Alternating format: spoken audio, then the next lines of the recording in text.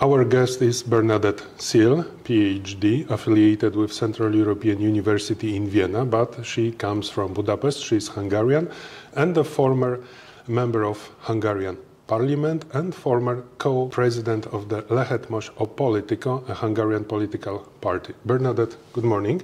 Good morning, very nice to meet you. Thank you for hosting me here. Let me start our conversation with a very controversial question. What is the current status of democracy in Hungary? Hungary currently is not a democracy, it's an autocracy in a very bad shape. According to the Varieties of Democracy project, it is an elective autocracy, and I agree with that categorization. Why Hungarian opposition is not united? It's used to be united, but it didn't work. Why is not united? Is it a chance to win elections? Actually, in 2000, so it was a long learning process for the Hungarian opposition, and in 2022, it did become united, but another two-thirds was gained by the current Hungarian government. And it's exactly because of the autocratic status of Hungary. There's very heavy propaganda, which is being just poured on the Hungarian nation. And so when you think about Hungary, I don't think we should think about a normal democratic fair campaign, but we have to think about a country which has already left the democratic spectrum. And I do think that the parties, the opposition parties, are having a very hard time under these circumstances. They are trying to catch up with the situation, finding new and new solutions. For example, there is an opposition party which made the decision a couple of days ago that they will not run for office in the upcoming elections in 2025 because they do not want to diminish the possibility for the regime change. So there are indeed unusual solutions or solution possibilities from the parties, but I can say in the very short that the parties have tried everything, like old opposition contrasting new opposition, and then new parties together and after primaries with all the other parties. So many attempts have been made, but still it's basically a very new situation, I think, for the whole country to try to run for office with a democratic mindset in an autocracy. Mm-hmm. What is the explanation? How we can explain the domination of Fidesz in the last 15 years in Hungarian politics? When they earned their first two-thirds in 2010, it was a democratic election.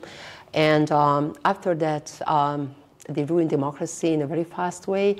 It was in 2015, I think, in Tusványos, when Viktora Orbán the first time mentioned illiberal democracy. But actually, by that time, it has already been made in Hungary because there was a new constitution given for the country. It is not a constitution of the country, but basically of one party. And they do not call it even a constitution. They call it the basic law or fundamental law for the country. And they ruined the media. They dominated it into distinct steps.